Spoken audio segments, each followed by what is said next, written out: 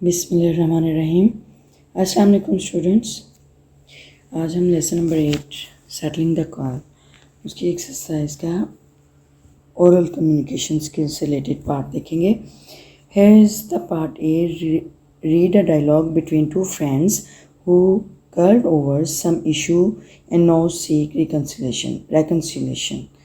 यानी दो दोस्तों के दरमियान एक डायलॉग है जिसमें वो किसी टॉपिक पे, किसी इशू पे, मसले पर उनकी यानी लड़ाई झगड़ा हुआ है और अब वो सुलह कर रहे हैं। ठीक है, नाउ सीक रिकन्सिलिएशन यानी अब वो सुलह कर रहे हैं। तो टू कैरेक्टर्स हैं, Ijaz and Rehan, and the dialogue दस। Okay, Ijaz: Rehan, I am sorry for the harsh talk that we had yesterday.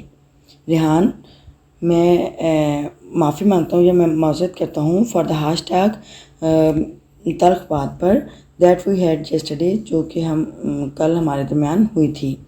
यानी मैं उस तल्ख बात पर माज़रत खा हूँ जो कल हमारे दरमियान हुई थी। रेहान: वेल, अच्छा, ठीक है। यू टॉक इंसोलेंटली, आपने गुस्ताखी से, आपने बदतमीज़ी से बात की। इंसोलेंटली, गुस्ताखी से, बदतमीज़ी से, आपने गुस्ताखी से, बदतमीज़ी से बात की। And insulted me for nothing, और मेरी यानी किसी बिला वजह, फॉर नथिंग, बिला वजह, बगैर किसी वजह के मेरी बेइज्जती की। ठीक है, इंसल्टेड, बेइज्जती की, और बगैर किसी वजह के मेरी बेइज्जती की। आई होप, मुझे उम्मीद है, नाउ यू नो, अब आप जान गए होंगे, अब आपको पता चला होगा, दैट इट वाज रहीम, कि ये रहीम था, एंड नॉट मी, और मैं नहीं था, हु हिड योर बुक, जिसने तुम्हारी किताब छुपाई। यानी अब आपको पता चल गया होगा कि मैं नहीं था, बल्कि ये रहीम था जिसने किताब छुपाई। इजाज़: यस, जी हाँ। Javed told me today in the morning, आज सुबह जावेद ने मुझे बताया। दैट्स वाई, यही वजह है। आई रियली फील सॉरी, मुझे बहुत शर्मिंदगी है, मैं वाकई माजरत कर रहा हूँ। आई एक्टेड हार्शली, मैंने गुस्सा दिखाया। Even before looking into the matter, मामले को जाने बगैर, यानी मैंने मामले को जाने बगैर मैंने गुस्सा दिखाया या बदतमीज़ी की। रेहान: इट्स गुड, ये अच्छा है। इफ़ यू हैव रियलाइज्ड, अगर आप महसूस करें, योर मिस्टेक, अपनी गलती, अगर आप अपनी गलती महसूस करें तो ये अच्छा है। इन फ्यूचर, मुस्तकबिल में, बी केयरफुल, मोहतात रहें, before accusing any one. Accusing का मतलब होता है इल्ज़ाम देना। ठीक है, कि किसी को इल्ज़ाम देते हुए आप मोहतात रहें। Your bitter words really hurt me, आपके तल्ख अल्फाज ने मुझे वाकई दुख दिया था। ठीक है, तो नेक्स्ट देखते हैं। Ejaz: Rehan: I regret what I did, मुझे अफसोस है जो मैंने किया। बट प्लीज़ फॉरगिव मी, लेकिन मेहरबानी करके मुझे माफ़ कर दें। बिसाइड्स बीइंग क्लास फेलोज़ होने के साथ साथ, क्लास फेलोज़ होने के साथ साथ, we are also good friends, हम अच्छे दोस्त हैं। I don't want to lose my dear friend due to my folly, मैं अपनी बेवकूफ़ी की वजह से, ड्यू टू माई फोली, अपनी बेवकूफ़ी की वजह से अपना प्यारा दोस्त नहीं खोना चाहता। रेहान: ओके, ठीक है। योर अपॉलॉजी इज़ एक्सेप्टेड, आपकी माज़रत कबूल की जाती है। आपकी माज़रत कबूल की जाती है। But be careful next time, लेकिन आइंदा मोहतात रहें। Ijaz: I will be, and as the penalty today I will treat you to a delicious lunch. I will be, मैं रहूँगा, यानी मोहतात रहूँगा। एंड एज अ पेनल्टी, और सज़ा के तौर पर, जुर्माने के तौर पर, टुडे, आज, आई विल ट्रीट यू, मैं आपको दावत दूँगा, टू अ डिलीशियस लंच, एक मज़ेदार खाने के साथ। यानी आज मैं आपको जुर्माने के तौर पर एक मज़ेदार खाने के साथ आपको दावत दूँगा। Rehan: that's great, so let's go, ये बहुत अच्छा है, चलो चलें। My mouth is already watering after hearing this, मेरे मुंह में पहले ही पानी आ गया ये सब सुनकर। तो ये हमारा डायलॉग कंप्लीट हुआ। मुझे उम्मीद है कि आपको अच्छे से समझ आई होगी और अच्छे से मीनिंग क्लियर हो गए होंगे। ठीक है, तो नेक्स्ट एक्टिविटी देखते हैं। Next activity is related to complete the dialogue orally and use the bold phrases from dialogue A in your conversation। यानी आप डायलॉग को ज़ुबानी आप ये परफॉर्म करेंगे और जो बोल्ड फ्रेजेस डायलॉग ए में यूज़ हुई हैं उनको आप अपनी कन्वर्सेशन में, गुफ्तगू में इस्तेमाल कर सकते हैं। ठीक है, तो here's teachers and students। Any students, many more students like student 1, 2, 3, 4 and get onward। Okay, teacher, good morning class। सुबह का सलाम class। Students, good morning teacher। How is everyone? सब कैसे हैं? We are fine। हम ठीक हैं अल्हम्दुलिल्लाह। Teacher, do you know, क्या आप जानते हैं that curling of our fighting is a bad thing, कि लड़ाई झगड़ा करना बुरी चीज़ है। आंसर, ये कुछ students answer this question who have teacher asked। Yes, we know that curling or fighting is a bad thing। Yes, हम जानते हैं कि लड़ाई झगड़ा करना बुरी चीज़ है। Teacher, have you ever settling or curling somebody? If yes, share the experience। क्या आपने कभी किसी का लड़ाई झगड़ा ख़त्म किया है या लड़ाई झगड़ा हल किया है? If yes, अगर हाँ, share the experience। Students answer this question is yes, I have settled a quarrel of my younger brothers who have often calling over taking the TV remote first, and I have settled the quarrel between them, and I make for them a turn, and then the quarrel is settled, and they watch the TV turn by turn and by taking TV remote। So I have settled the quarrel often। Okay, यानी वो कह रहा है कि मैंने अक्सर लड़ाई झगड़े को ख़त्म किया है। इस तरह के अपने छोटे भाइयों का मैंने लड़ाई झगड़ा अक्सर ख़त्म किया है, जो कि अक्सर टीवी रिमोट पर लड़ रहे होते हैं कि मैंने पहले देखना है। तो वो मैं उनसे उनकी बारी फ़िक्स कर देता हूँ और उनको, और जब वो टीवी देखते हैं तो वो टर्न बाय टर्न यानी बारी बारी वो टीवी देखते हैं और इस तरह मैं उनका लड़ाई झगड़ा ख़त्म करता हूँ। Next turn is teacher. Teacher said we should promote peace and live in harmony. हमें पीस को, अमन को प्रमोट करना चाहिए, यानी अमन को फ़रोग़ देना चाहिए और मुताबिकत यानी मतवाज़न हालत में रहना चाहिए, यानी हम आहंगी के साथ रहना चाहिए, हमें एक दूसरे के साथ मिलजुल कर रहना चाहिए। To answer this, to reply to the teacher, student said yes, we should promote peace and live in compatibility with each other। और हमें एक दूसरे के साथ हम आहंगी के साथ रहना चाहिए। we should respect each others and live accordingly to the manners and training from our parents and teachers। So we should promote peace and calmness in our society। तो इस तरह हम माशरे में अमन व अमान कायम कर सकते हैं। हम अपने जो हमारे टीचर्स और वालिदैन हमारी तरबियत करते हैं उस पर अमल करते हुए हम आहंगी के साथ एक दूसरे की इज़्ज़त करते हुए हमें रहना चाहिए। ठीक है, तो नेक्स्ट हमारे पास एक्टिविटी है रीडिंग स्किल से related. Reading for understanding. Write the contextual meanings of the word highlighted in the text. इन जो टेक्स्ट में हाईलाइटेड वर्ड्स हैं, जो नुमायां तौर पर लिखे गए वर्ड्स हैं, उनके हमने कंटेक्चुअल मीनिंग्स राइट करने हैं। Compare the contextual meanings of the words, हमने उनको कंपेयर करना है with the given dictionary meanings. हमने डिक्शनरी के जो डिक्शनरी से रिलेटेड जो मीनिंग्स हैं उसके साथ हमने कंपेयर करना है। And then use the highlighted words of the text, और हमने हाईलाइटेड वर्ड्स को जो टेक्स्ट में हाईलाइटेड वर्ड्स हैं उनको यूज़ करना है, इस्तेमाल करना है इन सेंटेंसेस ऑफ योर ओन। हम अपने तौर पर उसके जुमले बनाएंगे, ठीक है, जुमलों के तौर पर उनको इस्तेमाल करेंगे। तो देखते हैं contextual meanings and sentences. Okay, let's do it right now. Yes, here are contextual meanings and sentences. First word is piety. Highlighted words are taken from the textbook, यानी बुक से हमने हाईलाइटेड वर्ड्स को choose किया है और उसके contextual meanings और sentences right किए हैं। First word is piety.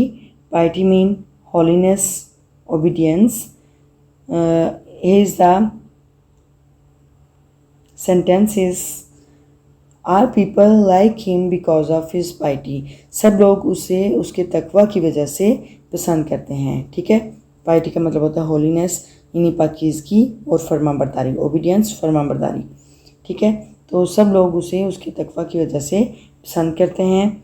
Curls mean लड़ाई झगड़ा, आर्गूमेंट्स, फाइट्स यानी तकरार करना और लड़ाई झगड़ा करना, ठीक है। आर्गूमेंट्स तकरार करना, फाइट्स लड़ाई झगड़ा करना।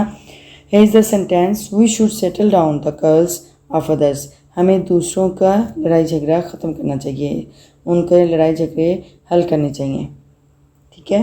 The next word is accidentally, हादसाती तौर पर, बाई चांस और मिस्टेक यानी इत्तफाकन या गलती के तौर पर। Here is the sentence is, he made a mistake accidentally, उसने ये गलती हादसाती तौर पर की, ठीक है। Next word is destroyed. Destroyed mean ruined, तबाह हुआ, यानी स्मैश हो गया, तबाह बर्बाद हुआ, किसी चीज़ का वजूद ख़त्म कर देना, ठीक है, तो उसको रंड कहते हैं, डिस्ट्रॉयड, ठीक है। तो here is the sentence, everything is destroyed because of excessive rain. हर चीज़ तबाह हो गई ज़्यादा बारिशों की वजह से, ठीक है, हर चीज़ ज़्यादा बारिशों की वजह से तबाह हो गई, बर्बाद हो गई. अच्छा, next word is blood shed. Blood shed mean खून बहा, यानी कत्लो गारत करना, खून रेजी करना. किलिंग आर वाउंडिंग पीपल, यानी ज़ख्मी या मारना, यानी ज़ख्मी करना लोगों को या मारना. तो sentence is about this, bloodshed is forbidden in Islam. Islam में ब्लड शेड, खून खराबा मना है, ठीक है. Next word is instructed. Instructed mean directed, यानी हदायत करना, किसी चीज़ का हुक्म देना, ऑर्डर, कमांड, किसी चीज़ का हुक्म देना या हदायत करना, ठीक है. तो इसका सेंटेंस है, she was instructed by her mother not to go outside.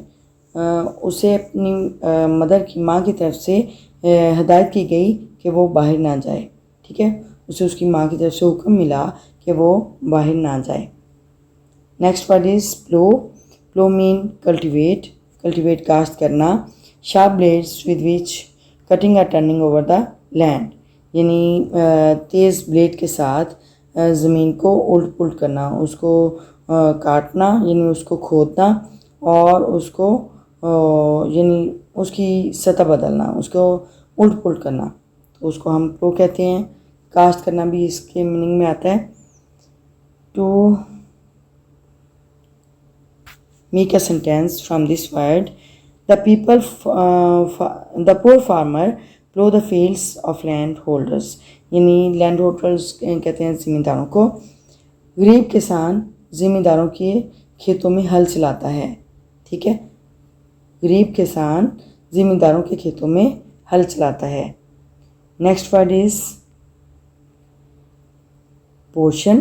Portion mean part, section, यानी कोई हिस्सा, part, section. She divided her food in portions and put it in a fridge. यानी उसने अपनी खुराक को हिस्सों में तकसीम किया और फिर इसे फ्रिज में रख दिया। Next word is wage. Wage का मतलब होता है पे, पेमेंट्स, अदायगी, मजदूरी। This poor man is working on very low wage rate. ये गरीब आदमी बहुत कम वेज की मजदूरी की बहुत कम शरह पर काम कर रहा है। ये मज़दूर बहुत कम मजदूरी की शरह पर काम कर रहा है। सडनली अचानक, इमीडिएटली अचानक, फ़ौरन, फ़ौरन से, अचानक से। सडनली अ वुल्फ केम, अचानक से एक भेड़िया आया और टोर the lamb and tour the lamb into pieces. अचानक से एक भेड़िया आया और उसने लैम्ब को, भेड़ के बच्चे को टुकड़ों में फाड़ दिया, यानी उसको चीर फाड़ दिया, टुकड़ों में चीर फाड़ कर दिया। अच्छा, next word is smashed. Smashed mean destroyed, broken, यानी टूटा हुआ, तबाह हुआ। इसका सेंटेंस है a truck collided with a car and smashed everything. यानी ट्रक एक कार के साथ टकराया और उसने हर चीज़ तबाह कर दी। यानी जब कार ट्रक के साथ टकराया तो हर चीज़ तबाह हो गई। Next word is repaired. Repaired का मतलब होता है मरम्मत करना। मेंड मरम्मत करना, मेक गुड मरम्मत करना, यानी उसी के मीनिंग में आता है। There is a need to repair the car, यानी कार को मरम्मत करने की ज़रूरत है। Next word is urgently. Urgently mean quickly, immediately, यानी तेज़ी से और फ़ौरन, अचानक से, तेज़ी से। Call me urgently when you will be free, यानी मुझे फ़ौरन कॉल करें, मुझे फ़ौरन से कॉल मिलाएं जब आप फ्री होंगे, जब यानी आप जो भी काम करें उससे फ्री होंगे तो मुझे कॉल करें। Next word is instantly, immediately. Immediately mean instantly, फ़ौरन से, एट वंस, फ़ौरन, राइट नाउ, अभी, फ़ौरन, ठीक है। Instantly, at once, right now. अच्छा, using this word into sentence, we can make a sentence like that: immediately, foreign, sign on this documents, इस document पर, इस दस्तावेज़ पर दस्तखत कर दो, अदरवाइज वरना, you will be responsible for the situation, वरना हालात के आप खुद जिम्मेदार होंगे। यानी वो एक तरह से धमकी दे रहा है, immediately sign on this documents, otherwise you will be punished or responsible for this situation। यानी वो कह रहा है कि जल्दी से इस दस्तावेज़ पर दस्तखत कर दो वरना आप हालात के खुद जिम्मेदार होंगे। अच्छा, last word is apologised. Apologised mean माजरत करना, माफ़ी मांगना। से सॉरी, एक्सप्रेस रिग्रेट, यानी अपना अफसोस का इजहार करना, और सॉरी यानी सॉरी कहना, माजरत करना, ठीक है। तो इसका सेंटेंस इस तरह से बनाएंगे: आई अपोलोजाइज ऑन माई मिस्टेक, मैं अपनी गलती पर माफ़ी मांगता हूँ, या मैं अपनी गलती पर शर्मिंदा हूँ, या फिर ऐसे भी कह सकते हैं मैं अपनी गलती पर माजरत खा हूँ, ठीक है। अपोलोजाइज, माजरत करना। Okay, we will see the next activity. Yes, the second activity of reading skill is related to comprehension questions. Comprehension questions that relate to text, इन जो हमने टेक्स्ट रीड किया है उससे रिलेटेड comprehension questions हैं। Why was Haji Usman respected by villagers, यानी देहातियों की तरफ से हाजी उस्मान की इज़्ज़त क्यों की जाती थी। Question number 2 is why was Haroon fighting with Salman, यानी हारून सलमान के साथ क्यों लड़ा। The next question number 3 is how did Harun and Salman behave towards each other during their quarrel, यानी अपनी लड़ाई झगड़े के दौरान हारून और सलमान कैसे पेश आए। क्वेश्चन नंबर 4 इन हाजी उस्मान डिसीजन, हाजी उस्मान के फैसले में, what was Harun supposed to do for Salman, यानी हारून ने सलमान के साथ क्या किया, यानी हाजी उस्मान के फ़ैसले के मुताबिक हारून ने सलमान के साथ क्या किया। क्वेश्चन नंबर 5 है, do you think his decision was fair, explain with reasoning. क्या आप समझते हैं कि ये जो उसका फ़ैसला था, हाजी का जो फ़ैसला था वो एक मुनसिफाना फ़ैसला था। एक्सप्लेन विद रीजनिंग, वजह के साथ बताएं, यानी उसके इसबाब के साथ बयान करें। Question number 6 is, what is the theme of the story, right a short summary of it. यानी कहानी का मगज़ी ख्याल क्या है और इसके मुतालिक एक छोटी समरी, मुख्तसर सी समरी राइट करें। तो यहाँ पे हम क्वेश्चन आंसर्स देखते हैं। Yes, here are question answers related to text. Question number 1 is, why was Haji Usman respected by villagers? यानी हाजी उस्मान की देहाती क्यों इज़्ज़त करते थे। The villagers respected him for his piety. देहाती उसके तकवा की वजह से या खौफ खुदा की वजह से उसकी इज़्ज़त करते थे। Question number 2 is, why was Haroon fighting with Salman. यानी हारून सलमान के साथ फाइट क्यों कर रहा था, लड़ाई झगड़ा क्यों कर रहा था। To answer this question is, Haroon was fighting with Salman because he destroyed a large portion of his crops.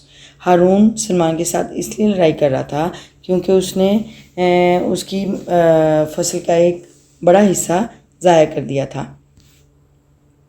फसलों का एक बड़ा हिस्सा उसने ज़ाया किया, इसलिए हारून ने सलमान के साथ लड़ाई की, फ़ाइट की। अच्छा, question number 3 is, how did Haroon and Salman behave towards each other during their quarrel. यानी हारून और सलमान ने एक दूसरे के साथ कैसे बर्ताव किया लड़ाई के दौरान। ठीक है, तो to answer this question is, both for fighting and arguing. यानी दोनों लड़ाई कर रहे थे और एक दूसरे के साथ तकरार कर रहे थे। ईच ऑफ देम, हर कोई एक, इन दोनों में से हर कोई एक, ब्लेम द अदर, यानी दूसरों को ब्लेम करते थे, इल्ज़ाम लगाते थे। यानी दोनों लड़ाई कर रहे थे और एक दूसरे के साथ तकरार कर रहे थे और दोनों एक दूसरे को इल्ज़ाम दे रहे थे। Question number 4 is, in Haji Usman decision what was Haroon's supposed to do for Salman. यानी हाजी उस्मान के फ़ैसले के मुताबिक हारून सलमान के साथ क्या करेगा। In Haji Usman decision, firstly Haroon will pay the money for repairing tractor. यानी हाजी उस्मान के डिसीजन के मुताबिक, उसके फ़ैसले के मुताबिक, पहले हारून उसको ट्रैक्टर की मरम्मत के लिए उसे रकम की अदायगी करेगा या रकम मुहैया करेगा। Okay, question number 5 is, do you think, क्या आप सोचते हैं, हिज डिसीजन वाज फेयर, कि उसका जो फ़ैसला था वो मुनसिफाना था। क्या आप जानते हैं, क्या आप सोचते हैं कि उसका फ़ैसला मुनसिफाना था। एक्सप्लेन विद रीजनिंग, वजह के साथ बयान करें।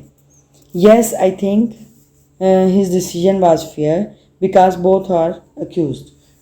येस, जी हाँ, मैं जानता हूँ, सोचता हूँ कि जो उसका फ़ैसला है वो फेयर था, मुनसिफाना था, और क्योंकि दोनों ही पर इल्ज़ाम था, तो इसलिए दोनों को यानी कि उनको एक तरह से रेकनसाइल करते हुए उनको